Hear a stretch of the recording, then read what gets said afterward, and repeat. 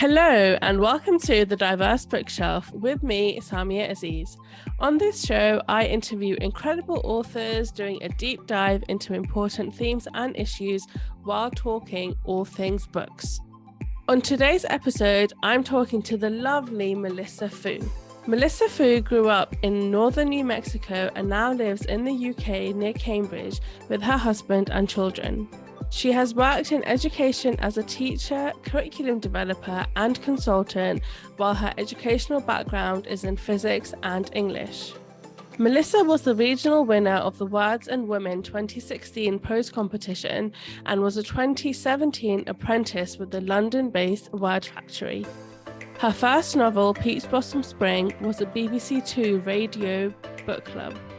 Her first novel, Peach Blossom Spring, was a BBC Radio 2 book club pick in the UK and a 2022 Indies Introduced title for the American Booksellers Association. It is available in English, Dutch and Italian. Peach Blossom Spring is Melissa's first novel. Hi Melissa, thanks so much for joining me today. Hi Samia, I'm so pleased to be here. So I read Peach Blossom Spring, I guess it was last year, and it was just so lovely, so beautiful, and it gave me so much to think about. So I'm really glad that we could do this. So for anyone listening that hasn't read your book or hasn't heard much about it, please introduce Peach Blossom Spring. Tell us a little bit about what it's about. Okay, so Peach Blossom Spring, which is my debut novel, is a story following 3 generations of a Chinese family, starting in 1938 in central China. And we follow a mother and son through both the Sino-Japanese and Chinese civil wars. They eventually emigrate to Taiwan, and then the son goes on to America, where he settles and has a family. So it spans 70 years. It's about a lot of things: war, conflict, displacement, family, belonging. But I'd say kind of at its heart, it's about the stories that we carry and the stories that carry us. Yeah, I think that's really nice. It's about the stories that we carry and the stories that carry us, because so much of life just kind of happens to us. It does to the characters that we meet in the book as well, who are caught up in conflict and kind of fleeing for their lives and then trying to find home somewhere else. And it's tough. So I know that Peach Blossom Spring is fictional. It's a novel. It's fiction, but I believe that you're kind of like inspired by your own family history and your own experiences. And I know also that you've done a lot of research for the book. But I'd like to know a little bit more about your connection to the story and how you came to write it. Sure. So the story follows sort of the trajectory of my father's life and many of his generation who were born in China, went to Taiwan, and then went to the US. And it also, in the story, peach trees become very important, fruit trees become very important. And for anyone who has read it or hasn't read it, I will say that while fictional, all the bits about the trees are true. So So in fact, it was my father's trees that I wanted to write about. And it started off as a nonfiction story, kind of a bit of creative nonfiction memoir. And I just couldn't get it right. And I felt I needed to do more. I needed to expand the story. And in fact, what I needed to do was to understand my father. But it became fiction because I didn't know a lot about him and he didn't tell us a lot about his life. That was sort of his way. So I did kind of the next best thing, which is sort of one step over, learn about people who had similar experiences to him, and had a handful of stories that he had told us. So it had to be fictional. Like if I had written a nonfiction book, it would have been much shorter, and maybe it would be a book about what I couldn't know instead of a book about what I could imagine, which was what I felt like the gift of fiction was for me, was I could imagine a possible story that could hold what bits I knew of my family history. So because you've mentioned now and before as well, how your father, he didn't talk about what he went through, And it wasn't, I guess, until you were much older that he started to kind of give snippets and like telling small stories about things that he went through. And I think actually this is a really common thing that we see in a lot of people or families that have migration stories, forced migration, conflict, displacement experiences. And I think there is such a difficulty in recollecting the past for so many people. And what we see as a result is, what is termed as intergenerational or multi-generational trauma, because it gets passed down from one generation to another, but it's not spoken about. And we see that in the book as well. We see that with Renshu, and we see the challenges that his daughter then faces in understanding who she is. And I think what came across for me was this sort of real frustration that she was experiencing, because she felt that there was this whole part of her identity that she didn't understand because her father refused to speak about it. Sorry about the cat. It's okay. It's okay. And yes, I just want to unpack that a little bit. Yeah. What are your experiences of that, and how you brought that into writing Peach Blossom Spring? Well, it's so interesting to hear you just frame this discussion so eloquently, by the way. I was so mesmerized as you were speaking, because one of the things that surprised me was how many readers have said, oh, in my family, there have been these silences too. And I thought that was just sort of my dad being my dad. And so I poured that into the character of Lily. And when she's looking at her father, Renshu, who is sort of like the doppelganger for my father. And I wasn't sure where that would go, but it was when I hear that, other people, whether or not they're from different backgrounds, or whether or not they're half mixed heritage, or full Chinese, or full, just there is a lot to that when there has been in the past a displacement, a trauma, a really difficult time to talk about. And I think parents, and as a parent myself, I kind of understand now more the impulse to just protect and say, well, you really don't need to know all of that. And while I think that that's true when maybe a child is very small, or at different points, you maybe don't need to know all of it. I think in time, maybe a part of parenting someone to adulthood, or to personhood, is giving them more and more of their family history as you can. It's not easy, and which is why we have these terms and of multi-generational and intergenerational trauma. But because of those silences, or because of the lack of silence, I think that the talking helps, and just acknowledging the stories. Yeah, and I think I'm interested in learning more, and seeing how other people and families have navigated these histories. So I on the podcast, actually, I interviewed Christy Lefteri, who is Cypriot, and we had a really fantastic conversation, and we also talked about this issue of multi-generational trauma. And she said that growing up, when she was a child, she would see her father sort of, have night terrors, and he would, they were sat on like a teacup ride at a fair one time, and he was absolutely terrified. And so she was seeing all of these behaviors, and she, as a child, couldn't understand them because she was seemingly safe, in their home in the UK. And she says it wasn't until, sort of decades later, when her father talked about what happened in Cyprus and when they had to flee, only then was she able to understand what that behavior was. And it's so, and I think this, and also I spoke with Nouri Nassim, whose father was forced to flee Uganda in 1972 under the Asian expulsion issued by Idi Amin. And again, her experiences were very similar. She said, that she could hear her father screaming in the middle of the night, and she didn't understand. And again, for her as well, it's only very recently that her father's been talking about it. And I think it's especially when you're a child, to see those kind of behaviors that you can't understand, I think is very frightening. And it can, I think lead to a whole confusion about your own safety, your own happiness, your own well-being, because you don't really understand what's going on. Yeah, I think that those examples are really, really moving, and also really, I don't know what the answer is, because is the answer to explain to a young child, this is why I'm so frightened? I mean, would that make them even more frightened?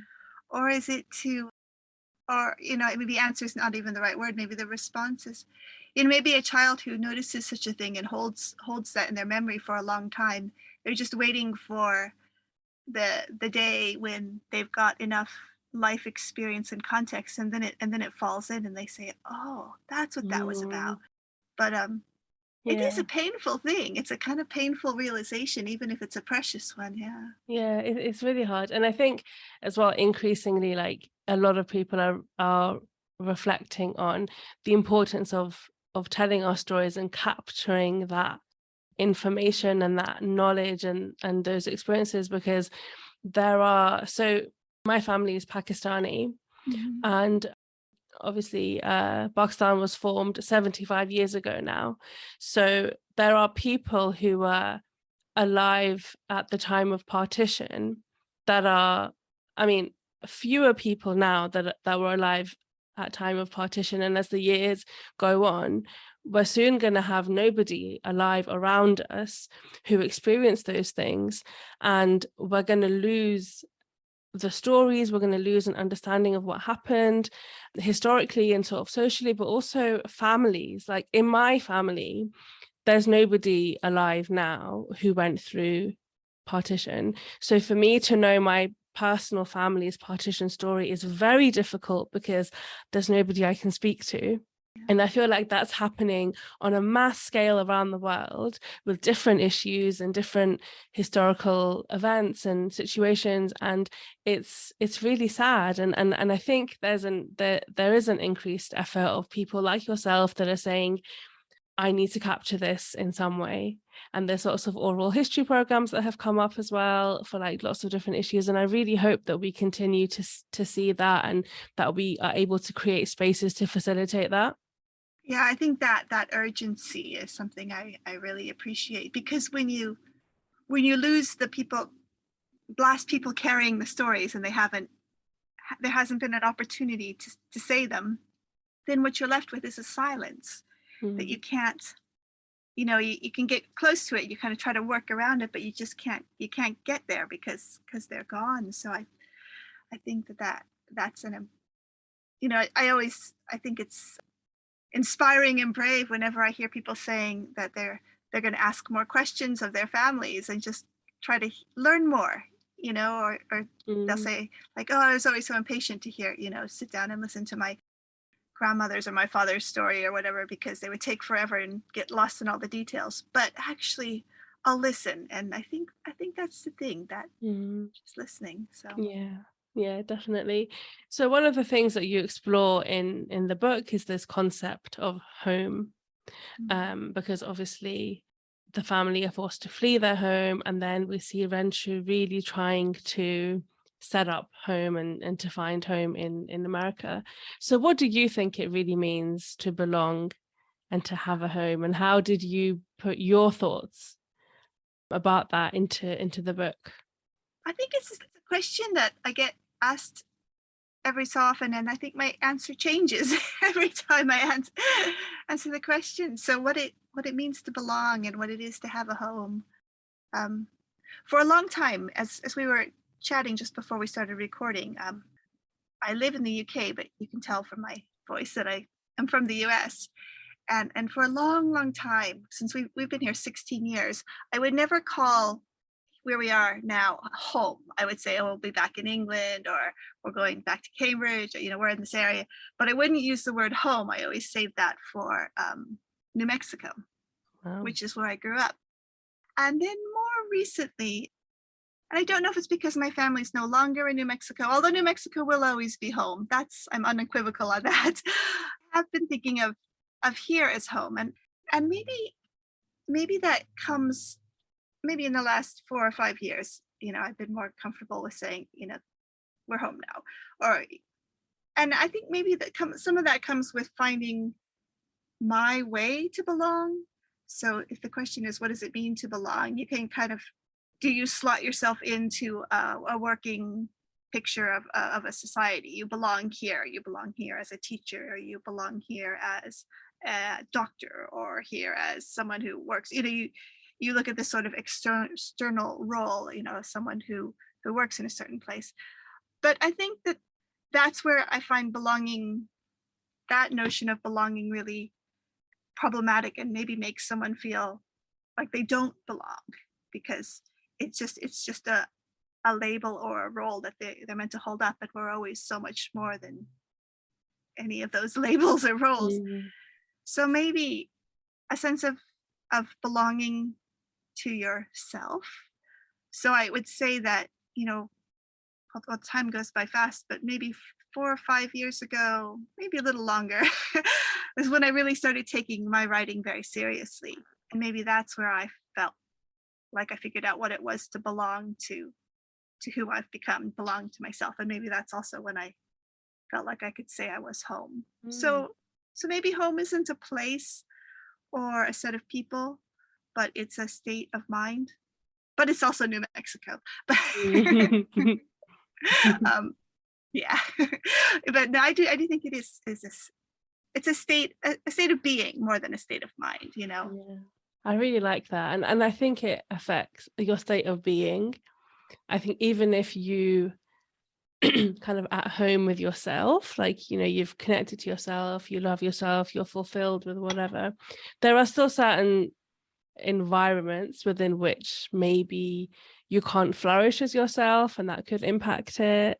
So yeah, I think your answer, I think, was just kind of showed how complex that question is, and the issue is. And I think a lot about whether or not we can make home in more than one place at one time. Do we really feel at home, or does one always triumph the other? And I don't know. And I do think it depends as well on where you are in your life, what's going on, and it does, I think, is impacted by who in your life is where as well. Like, if, for example, if you went to New Mexico by yourself, but all your family was in the UK, or vice versa, maybe you would have different feelings about where is really home.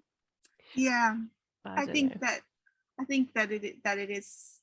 It's this constantly changing. It's a definite thing. It's that you know it when you see it, or you know it when you're there, home. But it's constantly changing. What the environment is, and where the people are, and where you are in your life. Yeah.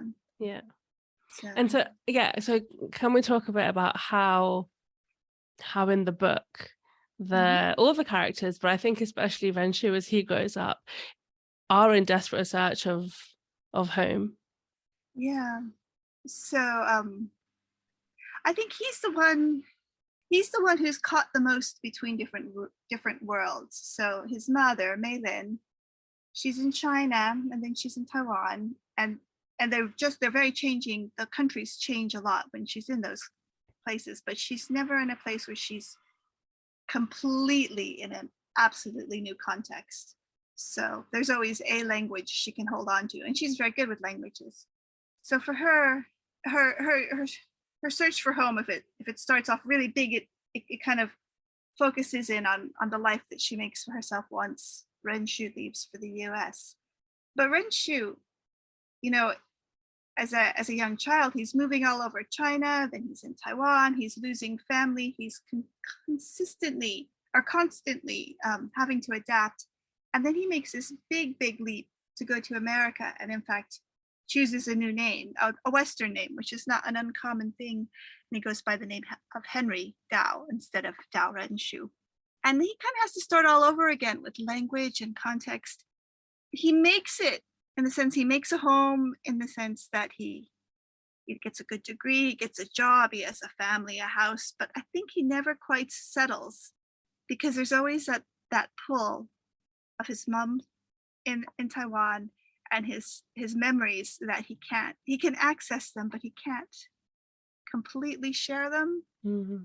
So maybe home is always going to be fractured for him because he Mhm. stands really between two countries and hold them both in each hand, but they're never going to come together. Mm. So I thought Renshu was like the most interesting character. I really, really admired him as a character, and I felt I could relate to him in many ways, and I was just really fascinated with his journey as a character, and I kind of he was so closed off, especially once he moved to America, and I think what really came across for me was there was a lot of fear still, yeah, that you know his family in could get in, like his family could be caught up in some trouble if he was ever caught or he was ever spoken to, and there was all this kind of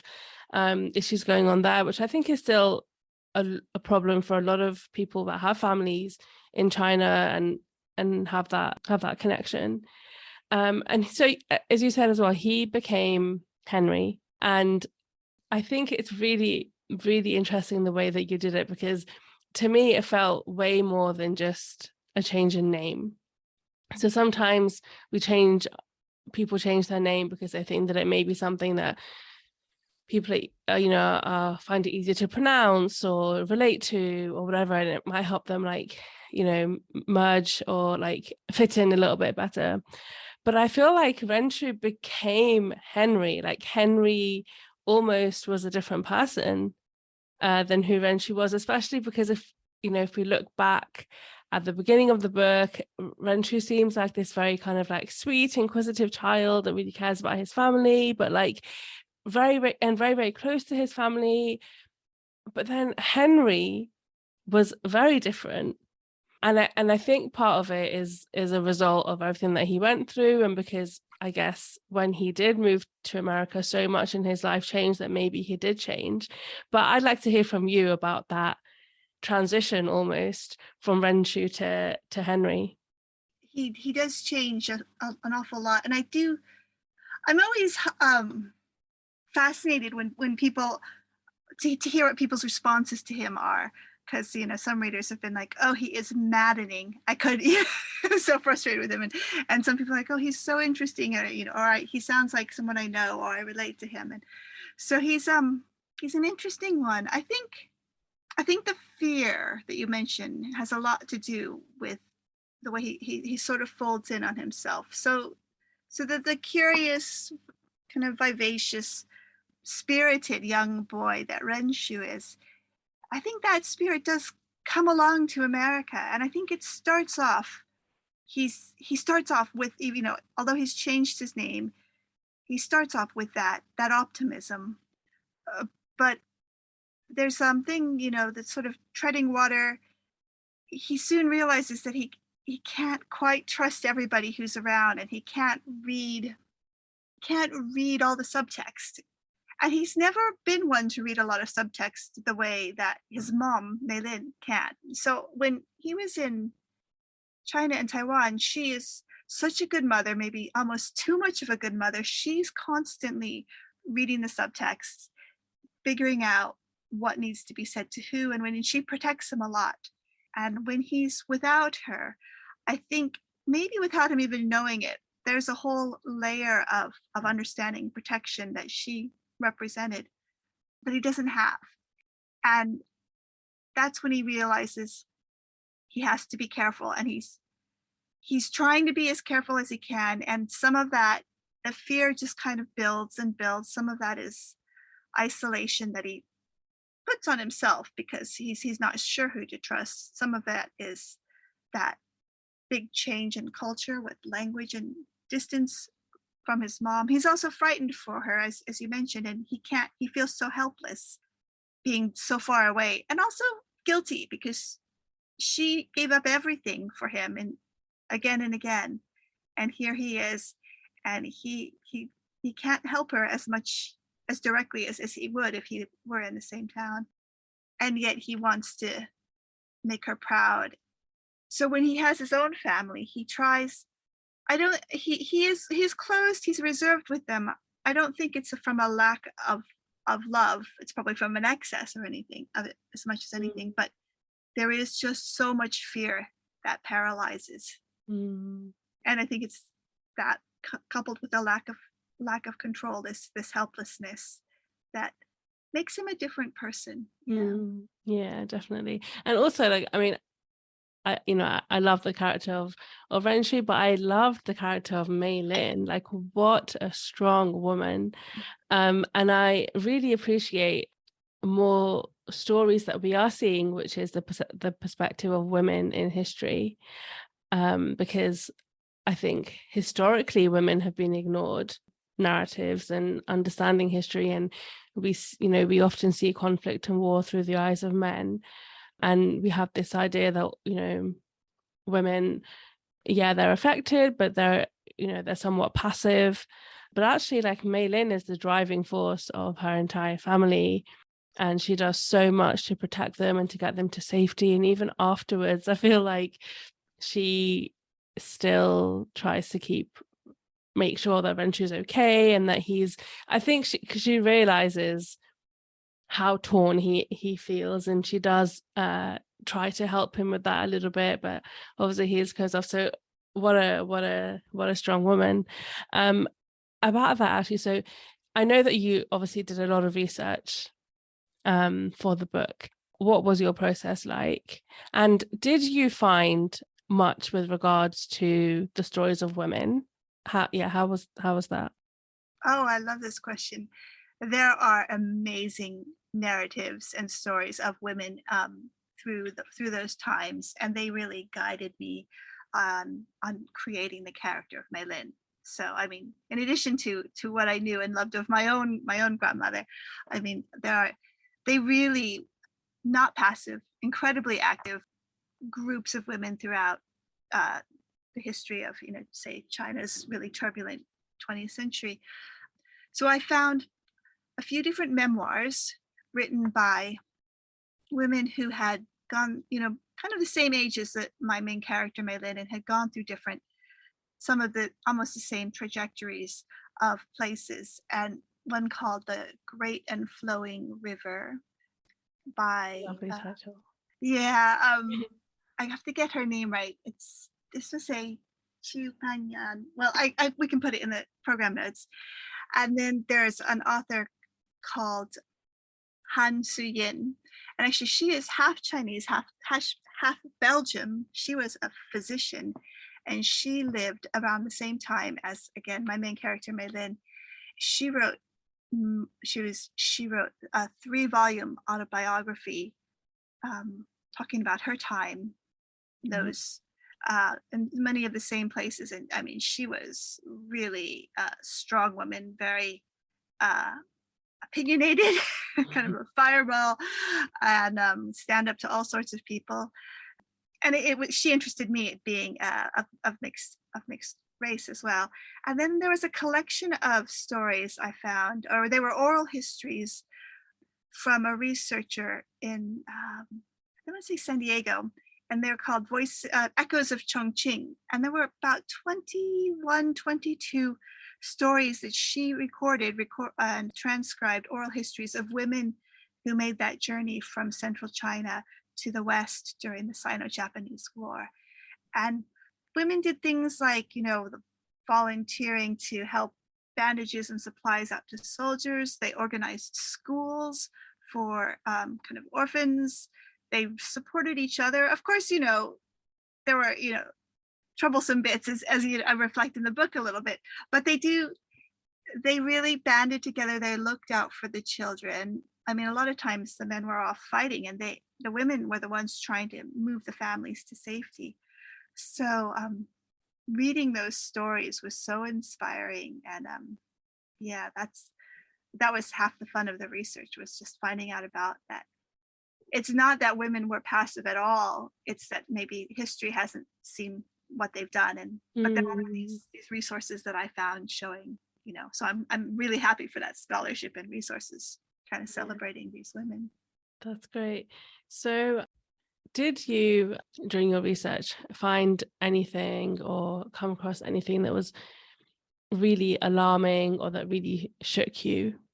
What a question. So one of the things that I found troublesome, and I still feel a little, it is what it is kind of feeling about it, but that I felt troublesome about was, like I said, I didn't know too much about my father's history. I knew that because they were in Taiwan, they would have been with Chiang Kai-shek and the nationalists and that sort of that group of, or that side in the Chinese Civil War. There's the communists and the nationalists, and growing up with him, you just and also growing up in Cold War America, you just think, oh well, communists are bad, the nationalists were probably good, and I didn't question it. But the more research I did, the more I could see how gray that was, and in fact that there were a lot of things that the nationalists did that were just corrupt. Mm. And then realizing at some point that I had kind of a list of cities where my father remembered going. So that was one of the things I knew. And I had that list, and I found somewhere a resource, I don't know where it is now, that was looking at the movement of kind of the Nationalist Army and the headquarters, kind of the top. And I saw that it matched. And I was like, oh my gosh, we were the bad guys. Just kind of reconciling that in that history, probably in my family's history, there were probably people who did a lot of work for Chiang Kai-shek in the name of the Kuomintang that I would not be proud of at all. And that I remember kind of that really shook me, thinking, oh, Yeah. So it's yeah. So how did you manage to sort of process that and to deal with your own well-being during that time? Because I can only imagine that there must have been some horrific things maybe that you discovered, but that are available to be discovered when someone does a lot of research and you look into archives and history and textbooks and memoirs. I can imagine, because it was a war, it was forced displacement, and we know that in times of war there are kind of no rules, right? And things happen, awful things are used as weapons in war, like abuse and rape and violence that you would not even dream of happening in peacetime. But yes, I can only imagine that it was really difficult. And also because you have, it's your own history, it's your own identity, it's your family's history. I think it's different. You don't have that same objectivity if you're looking at a community or an area that you're not connected to in the same way. So I can only imagine that it must have been difficult. What was it like, really? Yeah, I think it was that when you're looking into, we started our conversation off talking about family histories and how it's so nice to get family stories, and you don't want to lose them and you want them to be passed down. And usually when you're thinking about that, you're thinking about the funny things or the brave things or the nice or admirable things your families do. But the realization that they're human, caught in difficult circumstances, having to make choices that you hope you don't have to choose, you're going to uncover things that you might not agree with. And how did I process it? I think I really remember that feeling, and I happened to be speaking with a writer friend about that, and I just kind of very, very vividly remember this conversation, and she said, Melissa, we're all implicated. Nobody has clean hands. Yeah, I think in something or another we're all implicated. If we, in whether it's something historical or if we think about climate change and kind of, right now Pakistan is insanely flooded, which is a direct result of climate change, which is caused by carbon emissions. And I guess we're all in some way, shape or form connected and implicated. And that's a hard realization, a very sad realization, but yeah. I'm not, I think it's a maybe a realization that we're all implicated. It's sort of, you can feel, or I feel sort of grateful for the realization, in that it's like makes you feel a little more grown up, less fairy tale like. But Yeah. it's also it's sobering. Yeah. And of course that doesn't take away from the fact that there are many people that have been victims of awful things in history and currently as well. It doesn't take away from that reality and the fact that actually maybe those people are not at the moment implicated in anything. But yeah, I think that's important as well to remember. I guess it depends on context and environment and all those things. But you are, so Peach Blossom Spring is your debut novel. Mm-hmm. How did you come to becoming a published author? What is your background? Because it's not always been writing, right? No, it's not always been writing. So, I'll say one last thing on what we were just talking about all being implicated, and then I'll answer your question.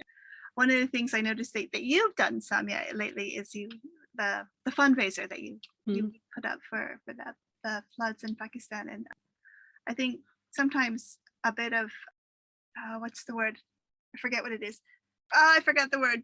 But anyway, when there's something about when you're given the opportunity to donate to something, it doesn't exactly right all the wrongs or anything, but it's like, oh, well, maybe this will help in some way that I don't know. So it can not cancel out the bad implication, but I'm just to say I was glad and appreciated that you've done something like that. So bravo you.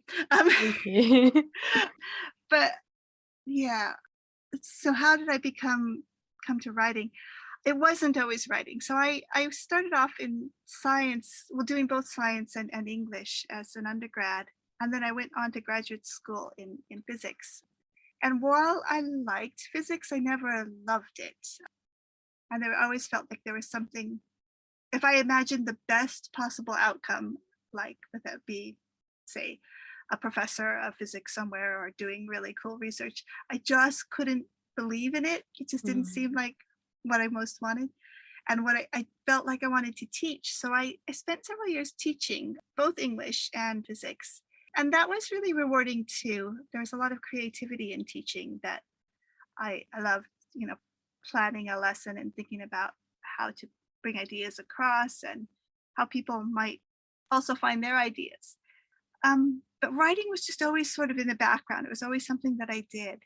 And after doing a good amount of teaching and some not so great teaching experiences, I thought, you know what, I'm just going to give writing a go, like take it more seriously.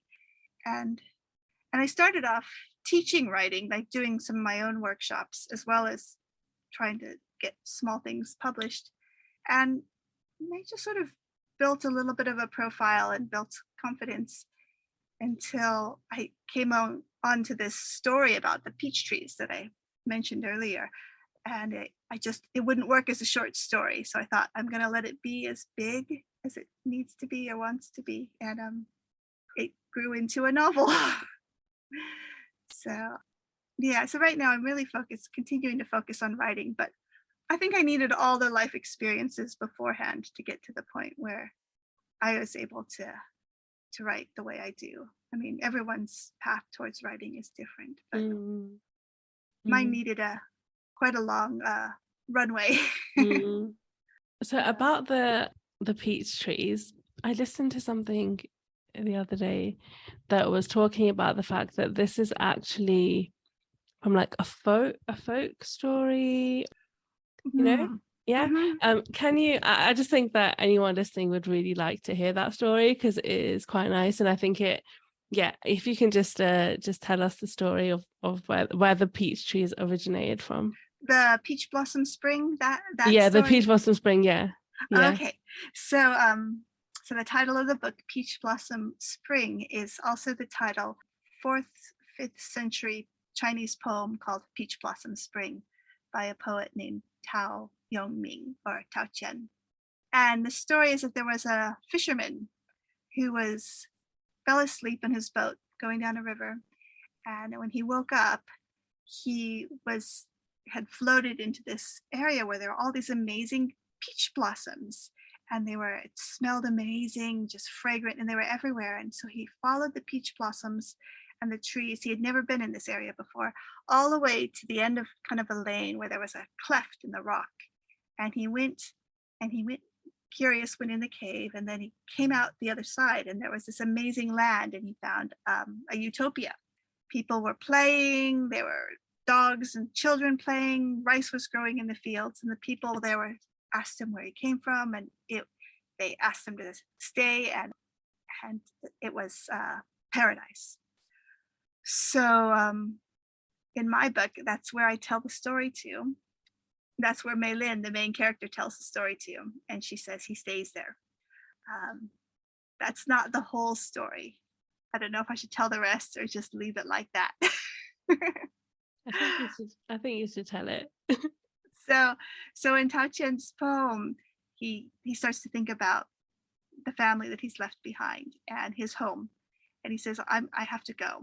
This has been an amazing place, but I need to go. And they said, okay, but don't bother to tell anyone about us, and don't try to come back because you won't be able to. And he says, okay.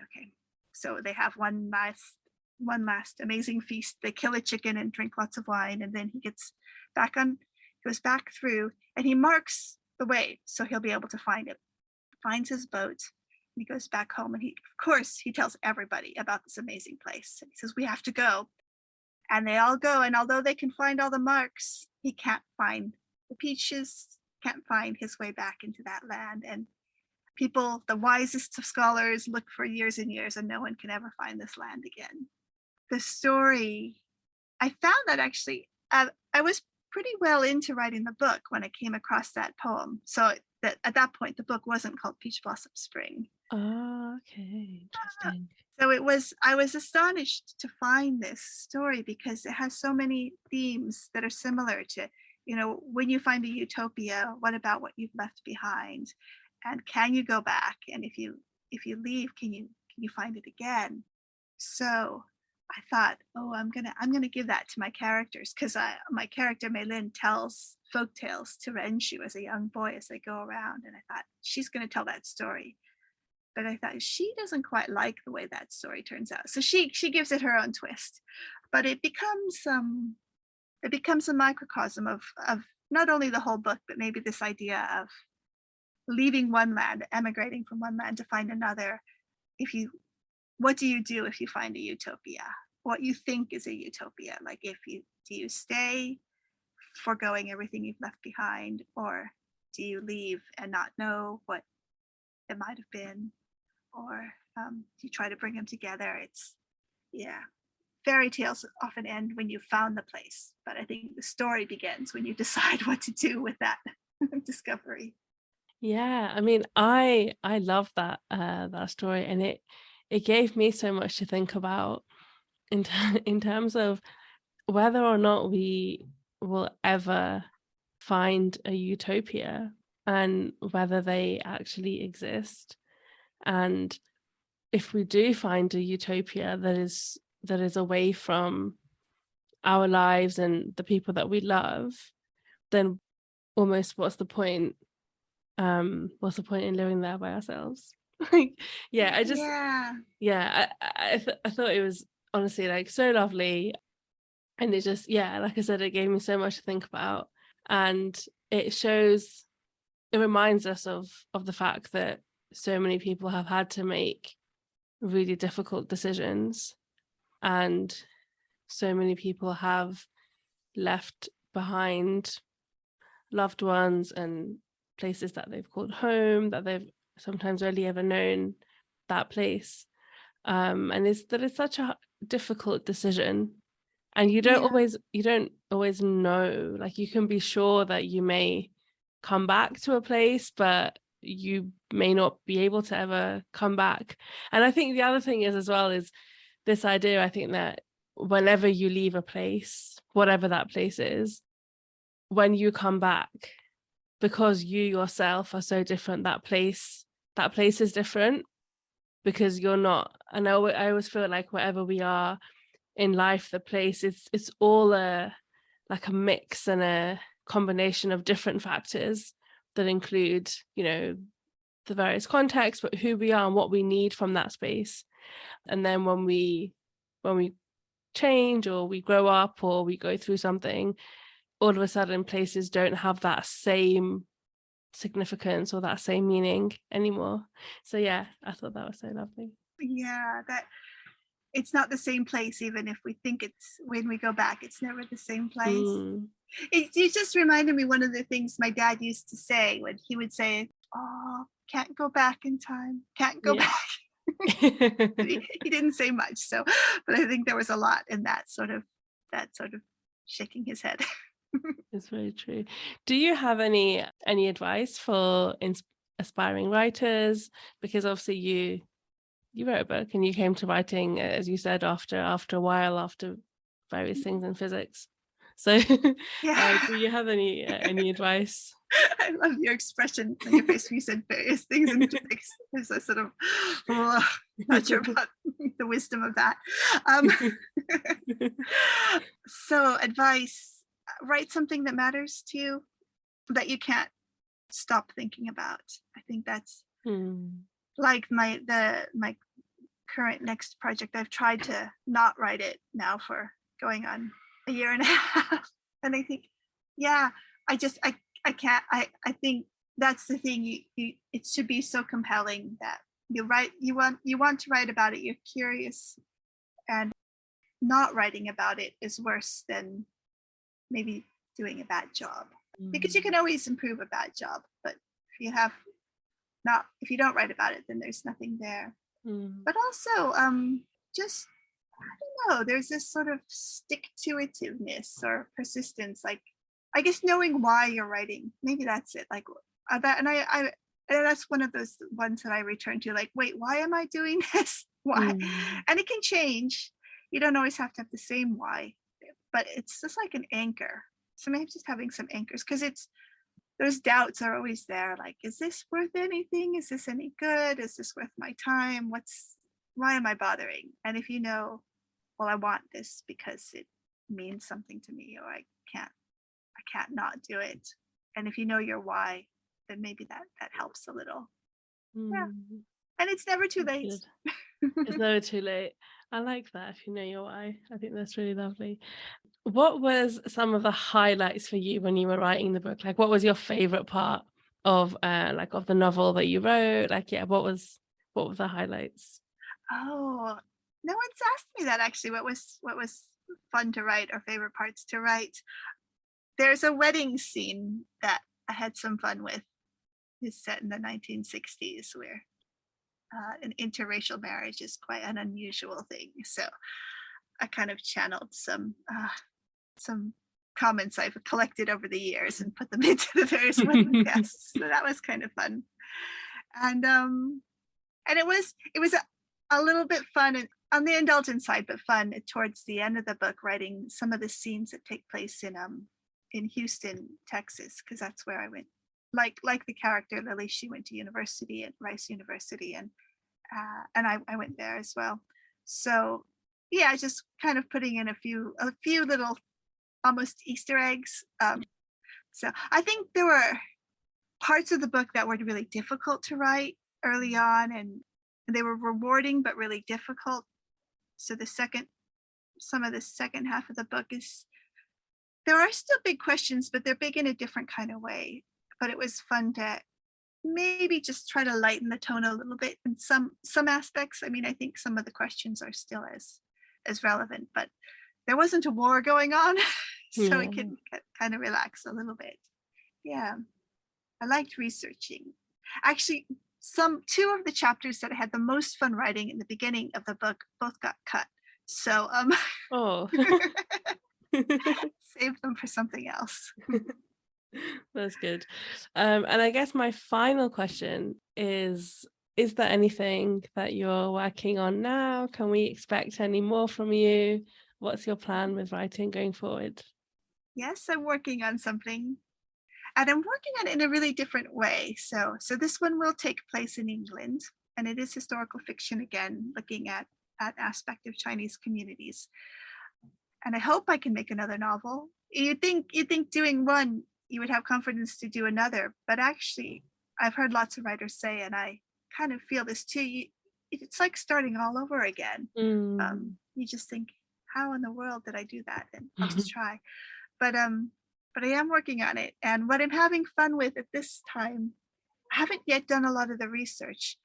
I'm really thinking about characters and some of the relationships and interplay between them. And so I'm being purposefully vague, but there's some historical events that make things happen. And then I just kind of focus in on the effects on one family, which I guess is similar with Peach Blossom. But I think that's a way of making sense of history with a big H, big events happening. Well, how do they affect us on the small scale? I think that's, well, not small, but on the personal scale, between people and families. I think that's a fascinating thing to think about. Yeah, definitely. Well, I most certainly look forward to that. Can't wait. No, honestly, I'm very excited. I'm really excited to see what you write next. I look forward to it, hopefully on our bookshelves at some point in the next maybe year or 2 years. I don't know, these things take a while, so no pressure. Yeah. I'll let you know as soon as I know. Great. Well, thank you, Melissa. It has been an absolute pleasure speaking to you today. Thank you so much for joining me. Thank you, Samia. I really looked forward to this, and it was a great time. So appreciate it very much. Thank you so much to Melissa for her time and such a lovely and insightful conversation. If you enjoyed this podcast, please follow the Diverse Bookshelf on your podcast platform of choice, and I would really appreciate it if you could rate and review. This helps more people find the podcast, and I would love to connect with more readers.